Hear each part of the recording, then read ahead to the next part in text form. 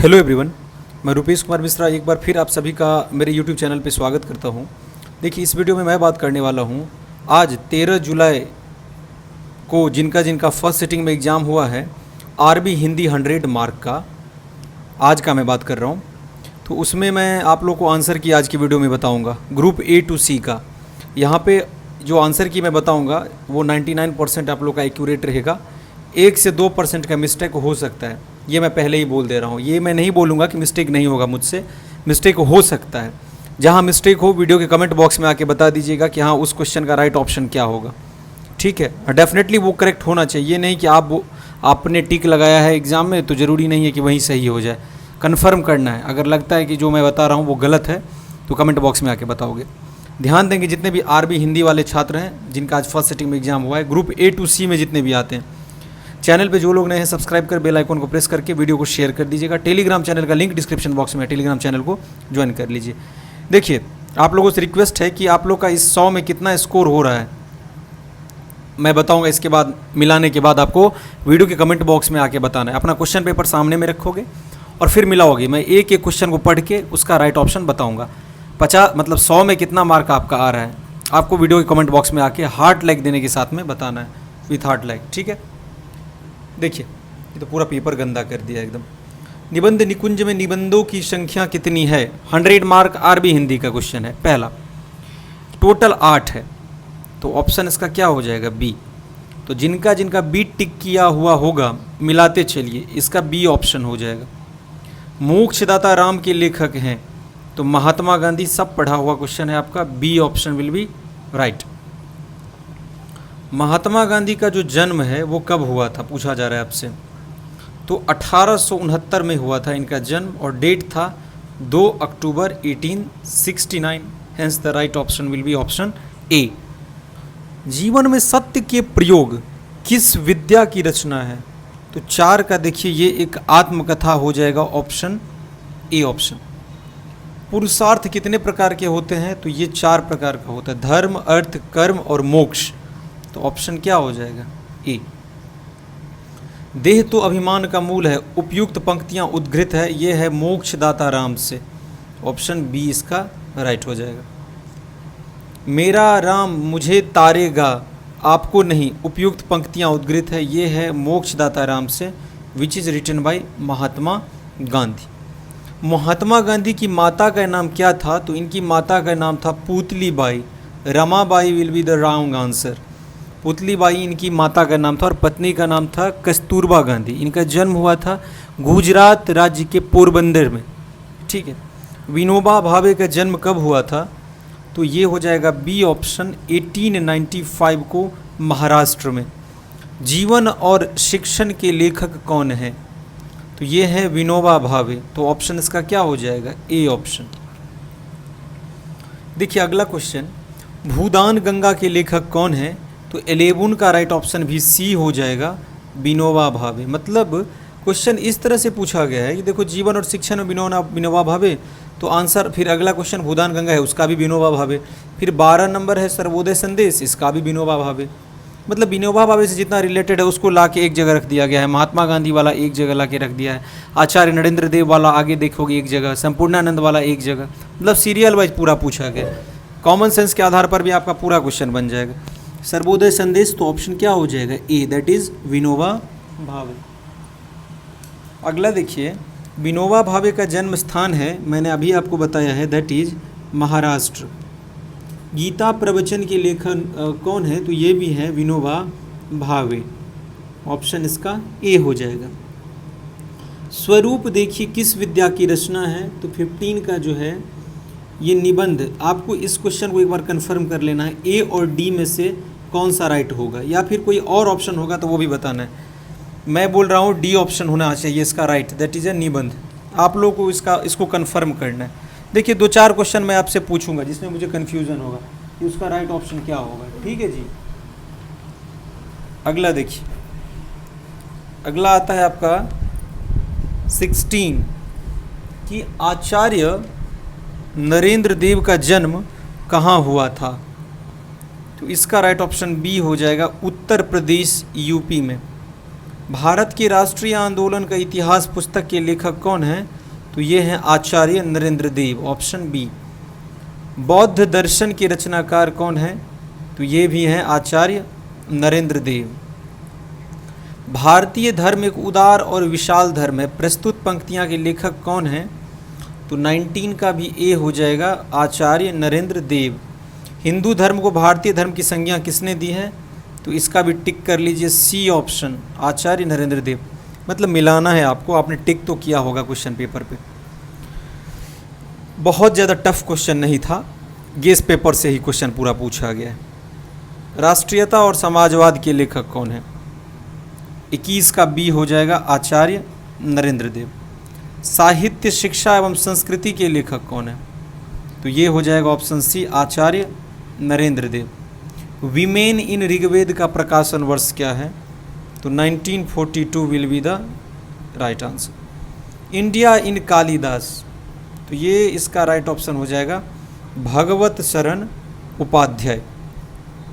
भारतीय नदियों की कहानी का प्रकाशन वर्ष क्या है? देखिए आप लोगों को यहाँ पे क्लियर नहीं दिख रहा होगा, पिक्चर जो भेजा गया ना उनके द्वारा जो क्लिक किया गया वो सही से क्लिक नहीं किया गया, तो यहाँ पे इसलिए मैं पढ़ के बता रहा हूँ। 25 नंबर है कि भारतीय नदियों की कहानी का प्रकाशन वर्ष, तो ए हो जाएगा 1956, 1956। नूरजहाँ के लेखक कौन है? तो 26 का आपका सी हो जाएगा, आपका गुनाकर मूले। ठीक है जी। 27 का देखिए, इसका भी सी होगा, कितना सुंदर देश हमारा, इसके लेखक कौन है? गुनाकर मूले साहब। मैं मजदूर हूँ किस विद्या की रचना है? तो ये है उपन्यास, ऑप्शन इसका सी हो जाएगा। नोवेल। ठूठा आम के लेखक कौन है? तो ये हो जाएगा डॉक्टर संपूर्णानंद, ऑप्शन सी। ठीक है। मैं मजदूर हूँ के लेखक कौन है? यहाँ पे देखिए 2 ऑप्शन का पेज ही कट गया, तो देखिए वैसे भी ए ऑप्शन ही आपका होगा, मैं मजदूर हूँ इज भगवत शरण उपाध्याय।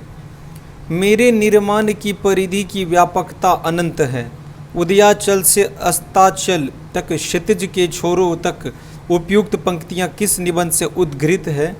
तो इसका ऑप्शन ए ही होगा, मैं मजदूर हूँ। भारतीय संस्कृति के कहानी के लेखक कौन है? तो भगवत शरण उपाध्याय। डॉक्टर वसुदेव शरण अग्रवाल का जन्म स्थान कहाँ पे है? तो ये है आपका यूपी। डॉक्टर वसुदेव शरण अग्रवाल का जन्म कब हुआ था? तो 1904, ऑप्शन इसका क्या हो जाएगा, डी। हर्षचरित एक सांस्कृतिक अध्ययन के लेखक कौन है? तो 35 का सी हो जाएगा, दैट इज भगवत शरण अग्रवाल। भगवत शरण अग्रवाल या भगवत शरण उपाध्याय? भगवत शरण उपाध्याय ना, अग्रवाल लिख दिया गया। महाकवि बाणभट्ट की सृष्टि और दृष्टि के लेखक कौन है? तो डॉक्टर वसुदेव शरण अग्रवाल। समाजवाद के लेखक कौन है?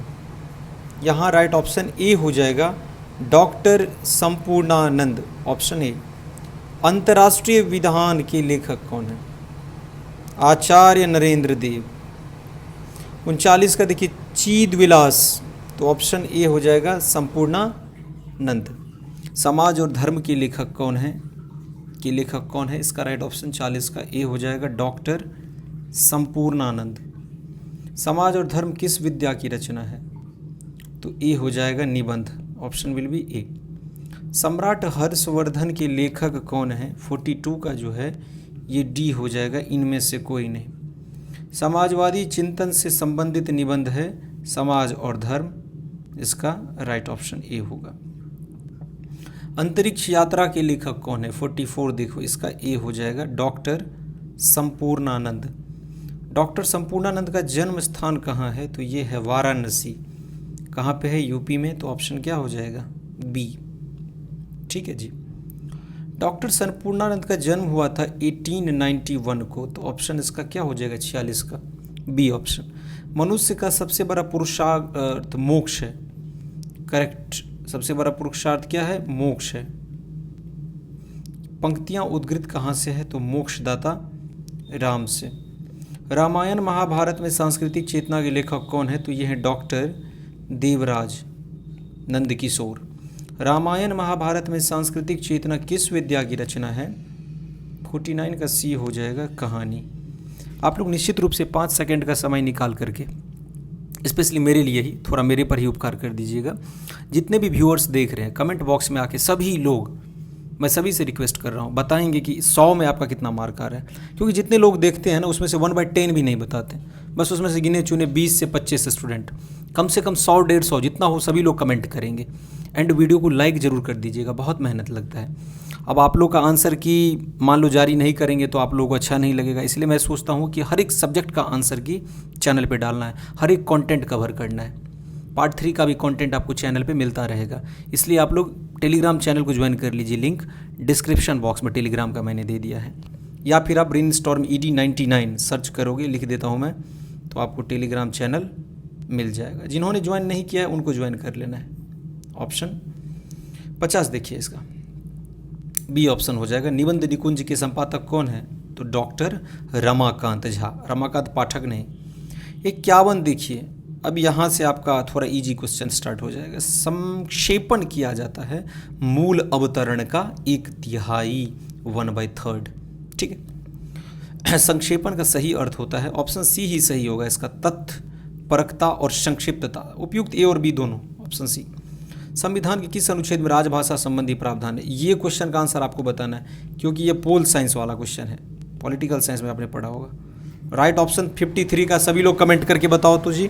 हम मुझे तो लग रहा है ये क्वेश्चन ही गलत है शायद, एक बार चेक कर लोगे। प्रथम राजभाषा आयोग का गठन 54 है ना, 54 का बी हो जाएगा, 1955, ठीक है जी। प्रथम राजभाषा आयोग में सदस्यों की संख्या कितनी थी? तो 55 का जो राइट ऑप्शन है वो बी हो जाएगा, 21। 10 जनवरी को मनाया जाता है। 56 का राइट ऑप्शन सी हो जाएगा, विश्व हिंदी दिवस, ऑप्शन सी। 14 सितंबर को मनाया जाता है, तो 57 का हो जाएगा डी, हिंदी दिवस। विश्व हिंदी दिवस कब मनाया जाता है? 10 जनवरी को। अष्टम अनुसूची में कितनी भाषाओं को मान्यता मिला है? ऑब्वियस सी बात है, इसका सी हो जाएगा, 22।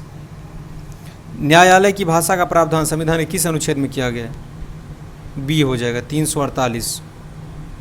संघ की राजभाषा का प्रावधान किस अनुच्छेद में? 343, ऑप्शन ए। डिजिटल का हिंदी अनुवाद होता है आपका बी, दैतिज आंकिक। कोडिंग का हिंदी अनुवाद होता है संकेतावली, ऑप्शन हो जाएगा इसका सी। पोर्ट का मतलब क्या होता है? पोर्ट का हिंदी अनुवाद क्या होगा बताओ? एयरपोर्ट मतलब हवाई अड्डा होता है ना, अब पोर्ट पूछ रहा है, तो इसका ऑप्शन क्या हो जाएगा? ऑप्शन बी, बंदरगाह होना चाहिए ना, पतन तो नहीं होता है आप मेरे हिसाब से। एयरपोर्ट, एयरपोर्ट मतलब हवाई अड्डा, ठीक है जी। देखिए इसका बी ही होना चाहिए, पोर्ट मतलब बंदरगाह तो होता है, पतन को लेके मैं श्योर नहीं हूँ, तो बी ऑप्शन मैं मान रहा हूँ। ट्रांसफ़र का जो होना है 64 का राइट ऑप्शन, ये बी होता है, अंतरण। वर्कशॉप का हिंदी अनुवाद क्या होता है? ए हो जाएगा इसका, सॉरी सी, कार्यशाला। रेवेन्यू का मतलब होता है राजस्व। टेंडर का हिंदी अनुवाद क्या होता है? 67 का बी हो जाएगा, निविदा। प्रोजेक्ट का हिंदी अनुवाद क्या होता है? सी हो जाएगा, 68 का आपका, परियोजना। क्या हो जाता है प्रोजेक्ट का मतलब? परियोजना। एंटीबायोटिक का मतलब क्या हो गया? 69 का जो है सी हो जाएगा, प्रतिजैविक। फ्रीक्वेंसी का मतलब होता है आवृत्ति, ऑप्शन ए। रजिस्ट्रार का मतलब होता है कुल सचिव, पंजीयक नहीं होता है। 71 का क्या हो जाएगा? रजिस्ट्रार मतलब कुल सचिव, ऑप्शन ए। रिव्यू का हिंदी अनुवाद क्या है? रिव्यू का मतलब होता है 72 का बी हो जाएगा, समीक्षा करना। रेक्टिफिकेशन का हिंदी अनुवाद क्या है? इसका मतलब होता है सुधार, ऑप्शन ए। रिजोल्यूशन मतलब होता है संकल्प, तो ऑप्शन क्या हो जाएगा? बी। रिपोर्टर का 75 का ए हो जाएगा, प्रतिवेदन। प्रॉक्सी 76 का जो राइट ऑप्शन होगा वो सी हो जाएगा, दैट इज प्रतिपत्र। प्रीफेस का मतलब क्या होता है? ये होता है प्रस्तावना, ऑप्शन बी। रिमाइंडर का मतलब होता है 78 का राइट ऑप्शन बी हो जाएगा, स्मरण पत्र, बी ऑप्शन। ऑब्जर्व 79 का राइट ऑप्शन बी होगा, प्रेक्षक। नेपोटिज्म 80 का राइट ऑप्शन बी हो जाएगा, स्वजन पक्षपात, बोलते हैं ना बॉलीवुड में नेपोटिज्म है, सुनते होंगे आप लोग ये वर्ड। संविधान में हिंदी के प्रसार और विकास के लिए किस अनुच्छेद में प्रावधान है? तो ऑप्शन ए हो जाएगा इसका 81 का राइट। 82 देख लीजिए, 82 का सी हो जाएगा 14 सितंबर 1949। टिप्पण का प्रयोग किया जाता है, ए ऑप्शन कार्यालय में। आग में कूदना मुहावरे का अर्थ क्या होता है? बी ऑप्शन जान जोखिम में डालना। इतिश्री होना, इसका मतलब हो जाएगा इतिश्री। 85 का राइट ऑप्शन, इसको आपको चेक कर लेना है। इतिश्री मतलब बी, मैं बोल रहा हूँ समाप्त होना, इसका राइट होगा। ऑप्शन इसका क्या हो जाएगा? B option. आपको एक बार कंफर्म कर लेना है इतिश्री मुहावरे का क्या अर्थ होता है। मैं बोल रहा हूँ बी राइट है। शुरू करना तो मेरे हिसाब से नहीं होता है। आँचें ना आने देना मुहावरे का क्या अर्थ है? 86 का जो है वो सी होगा, थोड़ा सा भी कष्ट ना होने देना, आँच ना आने देना। आंगार उगलना का मतलब होता है क्रोधित होना। आधा तीतर आधा बटीर, इसका मतलब 88 का जो है वो राइट ऑप्शन आप लोग का क्या हो जाएगा? बेमेल काम। ठीक है, ए ऑप्शन। शेर को सवा शेर मतलब एक से बढ़कर एक। अंधे की लकड़ी मुहावरा का अर्थ, बी हो जाएगा बेसहारा का सहारा, ऑप्शन बी। अंगूठा दिखाना, इस मुहावरे का अर्थ क्या है? तो ए हो जाएगा वक्त पर इनकार कर देना। मुहावरा बहुत पूछा गया। आस्तीन का सांप तो मतलब विश्वासघाती मित्र। 93 देख लीजिए आप लोग। 93 का जो राइट ऑप्शन है वो बी हो जाएगा तुरंत आज्ञा पालन। इशारों पर नाचना का मतलब है। एक तरह से अंधभक्ति करना भी कह सकते हैं। ए और बी दोनों हो भी, ये भी हो सकता है। LNMU इस सी को भी मान सकता है राइट ऑप्शन। तुरंत आज्ञा पालन, इशारों पर नाचना तो होगा ही, ठीक है। और अंधभक्ति करना भी कह सकते हैं। देखिए आप लोग क्या टिक किए हुए बी और सी में से। मुझे तो लगता है आप लोगों में से ज़्यादा स्टूडेंट ने सी टिक किया हुआ होगा, डेफिनेटली मुझे लग रहा है। आप लोग कमेंट में आके बताइए। कलम तोड़ना मुहावरे का अर्थ क्या होता है? 94 का राइट ऑप्शन ए होगा अच्छा लिखना। तोड़ना को सुरक्षित रखना से कहीं लिंक नहीं है। काठ का उल्लू, 95 का बी हो जाएगा महामूर्ख। प्रॉक्टर का हिंदी अनुवाद क्या होता है? ये सी हो जाएगा कुलानुशासक। वाइस चांसलर मतलब कुलपति, ए ऑप्शन हो जाएगा। अगर चांसलर पूछता तब कुलाधिपति होता है, वाइस चांसलर मतलब कुलपति। रिकॉर्ड का मतलब 98 का राइट ऑप्शन बी हो जाएगा अभिलेख। ड्राफ्ट का हिंदी अनुवाद क्या होता है? तो ए हो जाएगा प्रारूप। और नोटिफिकेशन मतलब होता है अधिसूचना, ऑप्शन इसका क्या हो जाएगा? बी। मैंने टोटल 100 क्वेश्चन आपको बताया, जिसमें से मैंने लगभग 3 क्वेश्चन आपसे पूछा है कन्फ्यूज़न वाला, कि आपने उसमें क्या टिक किया है या उसका राइट ऑप्शन क्या होना चाहिए। ठीक है, ऐसा नहीं है कि मुझसे गलती नहीं हो सकता है, बिल्कुल हो सकता है। तो जहाँ त्रुटि हो निश्चित रूप से आप बताइएगा, वहाँ पे सुधार कर दिया जाएगा। अधिक से अधिक वीडियो को शेयर कर दीजिएगा। और जो भी लोग चैनल से जुड़ रहे हैं सब्सक्राइब कर टेलीग्राम ग्रुप को भी, मतलब टेलीग्राम चैनल को, ग्रुप नहीं है, चैनल को भी ज्वाइन कर लीजिएगा। हमारे साथ चैनल पर जुड़े रहने के लिए आप सभी का बहुत बहुत धन्यवाद।